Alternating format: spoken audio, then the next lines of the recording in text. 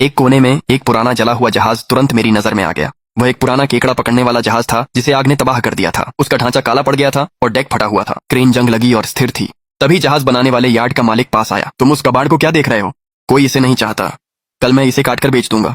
मैंने उसकी बात पर ध्यान नहीं दिया। मैं उस जहाज को एकटक देखता रहा। वह खत्म हुआ सा लग रहा था, लेकिन उसकी कील अब भी सही सलामत थी और फ्लोटेशन लाइन भी वहीं थी। इंजन कक्ष जल चुका था, लेकिन उसकी नींव टेढ़ी नहीं हुई थी। और सबसे महत्वपूर्ण बात, उसका गोदाम बहुत बड़ा था। उसमें 500 किलो से ज्यादा जिंदा केकड़े लादे जा सकते थे। साहब, मैं यह जहाज ले लेता हूँ। मेरी बात सुनकर मालिक ने मुझे ऐसे देखा जैसे मैं पागल हूँ। मैंने 60,000 युआन निकाले और वह जहाज खरीद लिया। मेरे पास जो 30,000 बचे थे उन्हें मैंने बचाकर नहीं रखा। मैंने एक पुराना इंजन, पुराने तार और मरम्मत के लिए ढेर सारा सामान खरीदा। जब यह खबर फैली तो पूरा गांव मुझ पर हंसने आ गया। बिल्ली जैसी आंखों वाला अजीब आदमी पागल हो गया है। 90,000 में जला हुआ जहाज खरीद लिया। ये तो पूरी तरह टूटा फूटा है। जैसे ही समुद्र में जाएगा डूब जाएगा। चेन गांग की नाव के बिना तो वह एक मरा हुआ केकड़ा भी नहीं पकड़ सकता।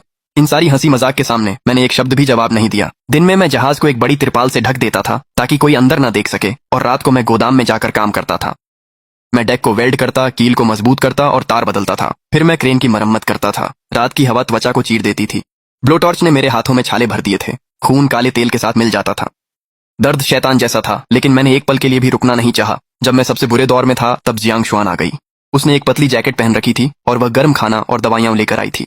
आधे साल पहले उसके शराबी पूर्व पति ने उसे सड़क पर पीटा था। पूरा गांव तमाशा देख रहा था। सिर्फ मैं ही चुपचाप नहीं बैठ सका। मैं कूद पड़ा और उस जानवर को एक घूंसे में गिरा दिया। इस तरह मैंने उसे बचाया। फिर उसने तलाक ले लिया और वे स्वार्थी लोग उसे बुरी औरत कहने लगे। इस गांव में सिर्फ वही जानती थी कि पैरों तले कुचला जाना क्या होता है। उसने चुपचाप मुझे खाना थमा दिया। मेरे जले हुए हाथ देखकर उसकी आंखें लाल हो गईं। पहले खाना खाओ फिर दवा लगाना। मैंने तुरंत टिफिन उठा लिया और ऐसे खाने लगा जैसे कल कोई हो ही ना। ये मेरा पहला गर्म खाना था जब से मैंने चेन का घर छोड़ा था।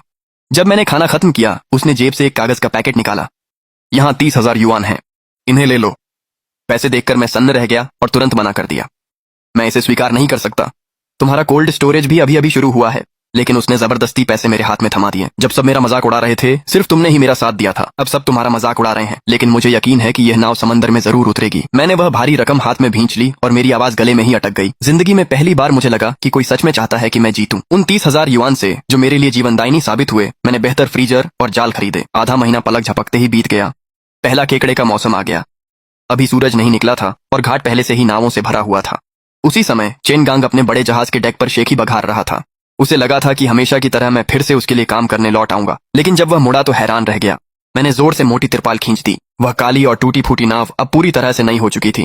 क्रेन अच्छी तरह से चिकनाई की हुई थी। इंजन गहरे और तेज स्वर में गरज रहा था।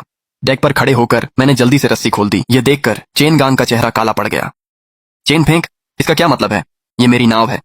आज से हर कोई अपनी मर्जी से मछली पकड़ेगा। यह सुनकर चेन गांग गुस्से से फट पड़ा और मुझे गालियां देने लगा। मेरी नाव के बिना, मेरे ग्राहकों के बिना तुम केकड़े कैसे पकड़ोगे? शोरगुल ने तुरंत चेन यानगुओं को आकर्षित कर लिया। वह घाट पर आया और मुझे स्वतंत्र होते देख गुस्से से पीला पड़ गया। उसने मेरी माँ को, जो पीछे खड़ी थी, पकड़कर आगे धकेल दिया। अपने नालायक बेटे को नीचे बुलाओ। मेरी माँ, जिसे किनारे तक धकेल दिया गया था, रोते हुए मेरे लंगर को पकड़कर बैठ गई। फेंक, अपने पिता को नाराज मत करो। नीचे आओ और अपने भाई से माफी मांगो। हम परिवार हैं, ऐसे मत खत्म करो। वो नाव सुरक्षित नहीं है। माँ की बात सुनो, अब नीचे आ जाओ। मैंने उसे ठंडेपन से देखा। हमेशा ऐसा ही होता था। मैं पास गया और खुद को कठोर बना लिया। मैंने उसके वे उंगलियां एक एक कर छुड़ाई जो लंगर को पकड़े हुए थीं। माँ, तुम घुटनों के बल जी सकती हो, लेकिन मुझे खड़ा होना है। ये सुनकर मेरी माँ स्तब्ध रह गई और उसकी आंखों से आंसू झरझर बहने लगे। मैंने फिर उनकी ओर नहीं देखा। मैंने इंजन स्टार्ट किया और पूरी रफ्तार से बंदरगाह से बाहर निकल गया। चेन गांग गुस्से में किनारे पर उछल रहा था। वह इसे बर्दाश्त नहीं कर पा रहा था। उसने चेन यानगुओं और बुजुर्गों को अपने बड़े जहाज पर चढ़ाया और मेरे पीछे समुद्र में आ गया। कितना बड़ा मूर्ख है। उसे लगता था कि अगर वह मेरे पीछे पीछे चलेगा तो आसानी से केकड़े पकड़ लेगा, लेकिन वह यह नहीं समझता था कि समुद्र भी जीवित है। पुराने स्थान अब केकड़ों के रास्ते नहीं रहे थे। मैं अंदर ही अंदर हंसा और नाव को जटिल चट्टानों वाले इलाके की ओर ले गया। उसका बड़ा जहाज पास आने की हिम्मत नहीं कर रहा था। मैंने मजबूती से नाव रोकी और सीधे आगे की ओर चला गया। मैंने अपने बाईं आंख से समुद्र को ध्यान से देखा। किसी और के लिए ये बस पानी में प्रतिबिंब और लहरें थीं जो हिल रही थीं, लेकिन मेरी बिल्ली जैसी आंख के नीचे पूरा समुद्र साफ साफ परतों में बट गया था। पानी के 3 मीटर नीचे ताजे और खारे पानी के बीच एक स्पष्ट रेखा दिखाई दी। बाकी लोग नहीं जानते थे, लेकिन मैंने उसे तुरंत देख लिया। वे बेहतरीन मक्खन केकड़े थे जो कीचड़ पार करते समय छोड़ी गई बुलबुले थे। मैंने उस छुपी हुई धारा को अपनी नजरों से पीछा किया और एक गहरी खाई के पास ठीक उसी जगह को निशाना बनाया। वहीं असली शरण स्थल था, सबसे अच्छे लाल अंडे वाले केकड़े का। लेकिन मैंने अभी जाल नहीं डाले। मैं पानी को देखता रहा, धारा की गति का अंदाजा लगाता रहा। ज्वार उतर रहा था। अब मैंने अचानक लीवर को धक्का दिया। दर्जनों जाल एक सीध में ठीक उस खाई के किनारे गिर गए। इसी बीच चेन यानगू अंधाधुंध आदेश देता रहा, डेक से चिल्लाता रहा। दक्षिण पूर्व में वह तल पूरी तरह से नीले केकड़ों से भरा हुआ था। वहीं डालो, कभी चूकता नहीं। लेकिन जैसे ही जाल पानी में गिरे, नीचे की धारा ने उन्हें बहा दिया। रस्सियां पानी के नीचे उलझ गईं और आखिरकार एक पुराने सीप पालन केंद्र में फंस गईं। चेन गांग घबराहट में पसीना पसीना हो रहा था। पहले चेन फेंक सभी जाल भर देता था, अब हमारे जाल खाली क्यों निकल रहे हैं? बूढ़े नाविक ने सिर झुका लिया और दुखी होकर बड़बड़ाया, साहब, पहले जगह चुनने का काम चेन फेंक करता था।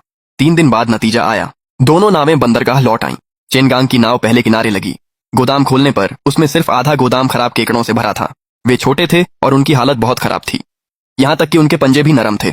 कई बड़े ग्राहक पास आए और सिर हिलाकर मना कर दिया, चेन साहब, यह माल लायक नहीं है, हम इसे कैसे डिलीवर करें?